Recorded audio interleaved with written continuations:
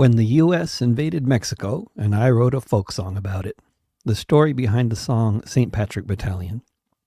You can find this in written and podcast forms on Patreon, on Substack, and at davidrovix.com/thisweek.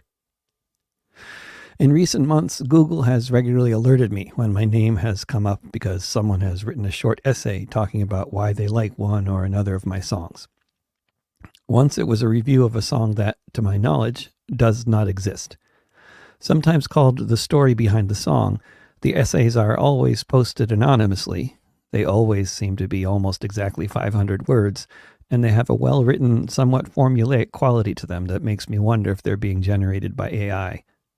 But they've inspired me to write one myself, which I promise I've written with no AI assistance. 178 years ago this week, the U.S. invaded Mexico, eventually forcibly annexing most of it, turning the Great Northeast into the Great Southwest. Still today, there are lots of Mexicans in Mexico, whether New Mexico or Old Mexico, whose families have been living there since long before their area was invaded and annexed by the United States. The Democrats, also known to their supporters way back as the Party of the White Man, and the one that would ultimately support the Confederacy in the American Civil War, had been voted into power. The propaganda of the time to support the invasion of Mexico, it was destiny of the United States to grow, the Mexicans weren't doing much with their land anyway, there were too many Catholics there, doesn't hold up well over time, and did not even hold up well back in 1846 either, for many.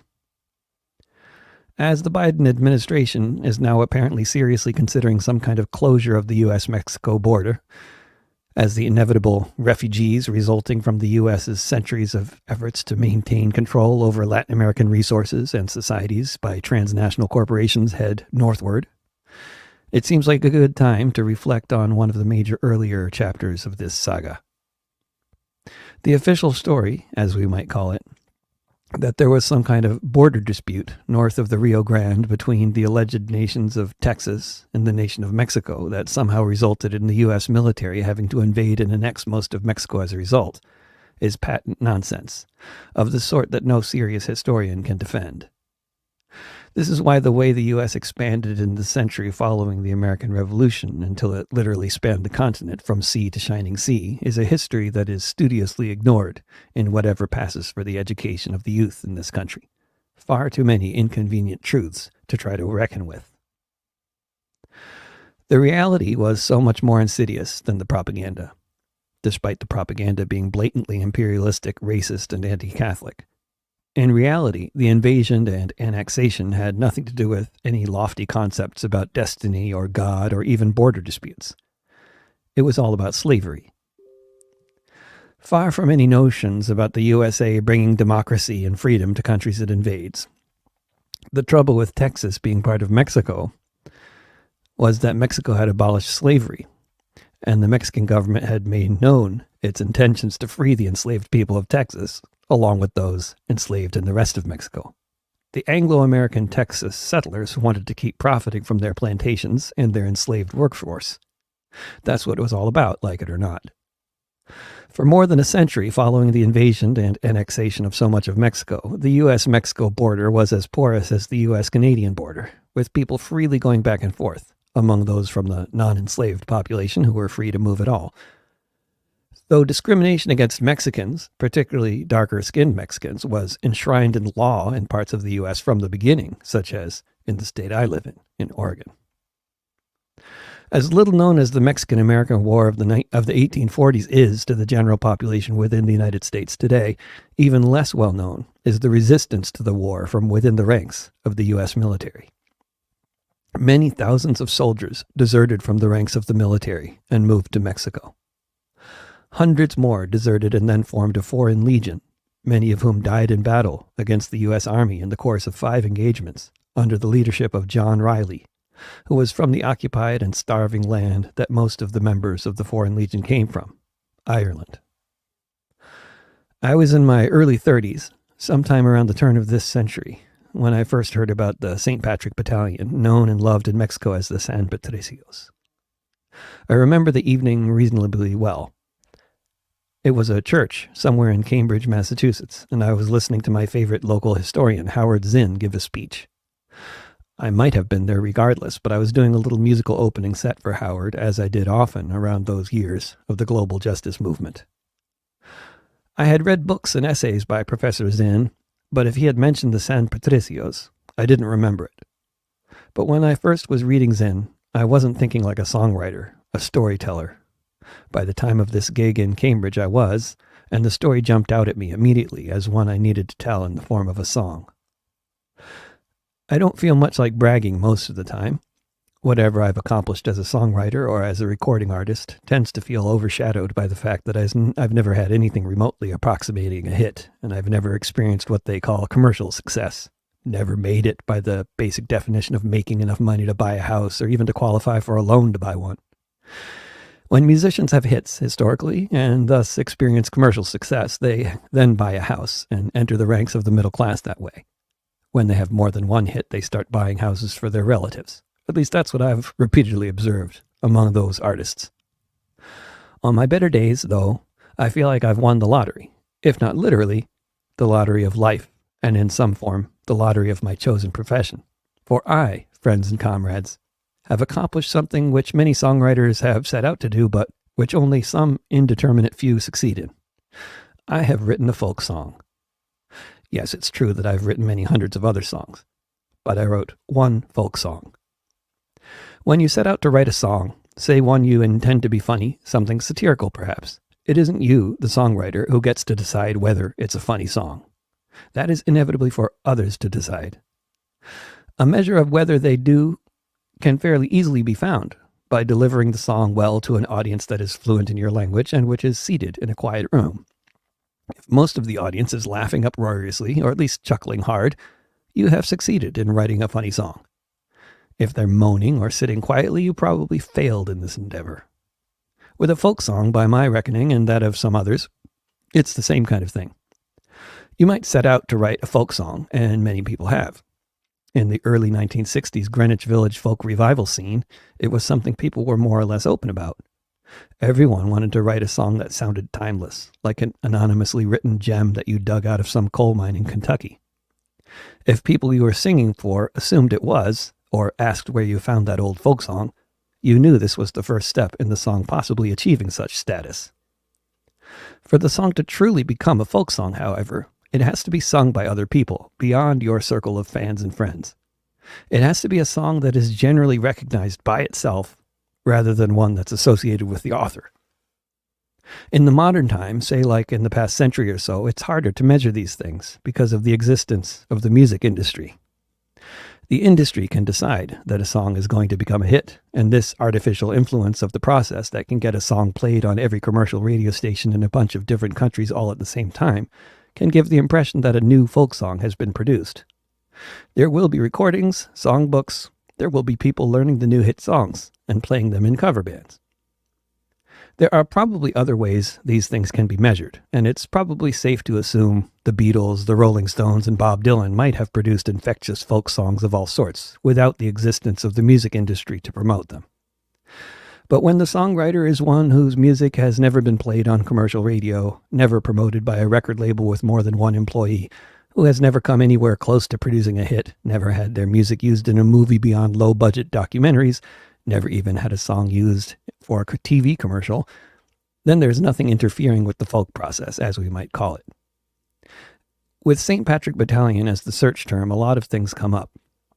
On YouTube and on the Wikipedia entry, you'll readily come up with a bunch of different songs, including a great one by Damien Dempsey. Arguably, there are better crafted songs about the San Patricios than the one I wrote, but this isn't up to either Damien or I to decide. I don't think it's the best song I ever wrote. The melody is infectious, I'll admit, and does sound like it could be an actual Irish folk song. The chorus is good. As for the verses, I remember struggling with each one of them 24 years ago, somewhere in the Midwestern U.S., engaging in one of my earlier experiences with doing a search on a search engine and coming up with useful and informative results.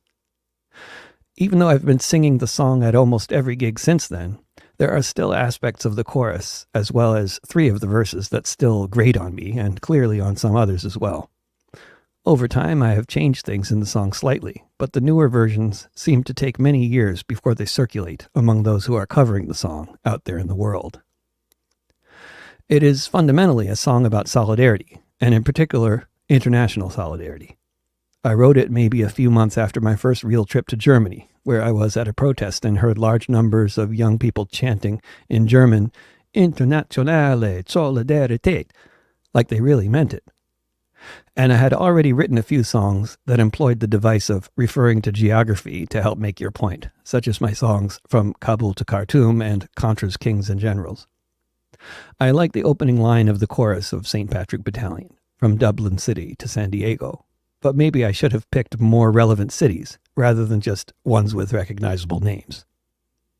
I had also grown up, at least from my teens onward, steeped in the history of certain social movements, such as the one in the 1930s that led tens of thousands of people from the US and many other countries to travel to Spain and fight alongside the Spanish Republicans against the insurgent coup-plotting generals backed by Hitler and Mussolini. By my early 20s, I had become good friends with a veteran of the Abraham Lincoln Battalion, Bob Steck. In the left-wing circles I traveled in as a young man, those who joined these international brigades were the most revered members of the 1930s generation, a generation that was still very actively involved with the American left when I was a young adult.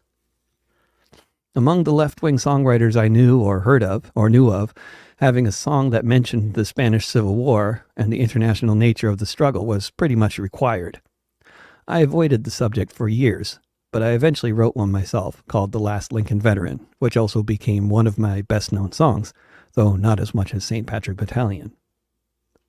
Among the 1980s folk music scene in the US and in many other countries when I was coming up, if you wrote politically relevant songs, if you were a songwriter of the sort like Pete Seeger, Christy Moore, Jim Page, John McCutcheon, or Bruce Cockburn, among many others, it was also de rigueur to have at least one song condemning all the US-backed military coups in Latin America in support of the Sandinista or FMLN revolutions of the time. In my earlier years of being engaged with what Phil Oakes called topical songs, I was probably avoiding writing anything that included a few words of Spanish in it, because doing so felt a bit cliché, and I didn't want to be identified with those people that Tom Lehrer described as the folk song army. By the time I wrote St. Patrick Battalion, good sense had gotten the better of me over notions of folk singer fashion. Though to my shame, without consulting an actual Spanish speaker, the one Spanish phrase I originally included in the song was wrong.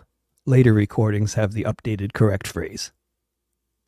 Around the time I wrote the song, the man who organized most of my gigs in Madison, Wisconsin, which were also some of my better attended ones, was an organizer named Ben Mansky, now a university professor in Virginia, who said he knew word was getting out about an event effectively when he started hearing about it from friends of his who didn't know that he was the one who was organizing it. Some of my earlier experiences with St. Patrick Battalion were like that, involving these looks indicating that people frequently recognized the song without having known who wrote it. It became clear that it was not an option to do a show without including that song, and it consistently became the song that everyone would sing along with, if it was an audience that was apt to sing at all to anything. Not coincidentally, within a few months of writing that song, I was doing gigs in Ireland, some of which were organized by folks who had only recently gotten out of prison. I found myself doing an interview for Sinn Féin's newspaper, An Fóbalacht, which was located in the most heavily armored building I had ever seen up till that point, or maybe since. I believe the man who interviewed me was the editor and was named Martin. I remember him saying that he was the only person who worked at the paper who had not been to prison. People I knew were singing the song, and I was hearing about people singing it who I didn't know. When YouTube came into existence, people started making music videos with the song, using footage from films with relevant content, such as One Man's Hero. These videos would frequently get taken down after amassing hundreds of thousands of views.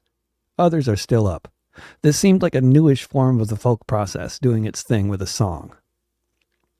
In the past decade, and even more so in the past few years, very professional musical acts have been performing and recording the song, hailing from Ireland, Scotland, England, the US, Chile, and Mexico, from what I've just been gathering in YouTube searches just recently. A brilliant artist in Mexico City has recorded a Spanish-language version of the song, which I think represents a better telling of the story than my version. For many of the bands who can be found doing the song on YouTube, it's the song they do that has the most views. I plan to live for many more decades to come, but if I were to die tomorrow, I'm sure some people would summarize my life as the guy who wrote that song about the Irish who fought for Mexico, and that's fine. In this world, for a song existing outside of the corporate-controlled media or record industry landscape to nonetheless get heard by millions of people around the planet feels like a small victory worthy of mention. It's probably fair to say that a significant number of the people alive today who know about the San Patricios first heard about them through my song, and that seems like something worth bragging about, despite my discomfort with the whole phenomenon, if only to hold forth for an example of how a song can sometimes work and do the kind of job a song might hope to do. It seems worth mentioning as well that while I first heard about the St. Patrick Battalion from Howard Zinn, Zinn first heard about the Ludlow Massacre in Colorado from Woody Guthrie's song about it. If there's anyone out there who actually wants to hear 11 different brilliant renditions of the song recorded by 11 different musical acts, I have a St. Patrick Battalion playlist up on my YouTube channel now.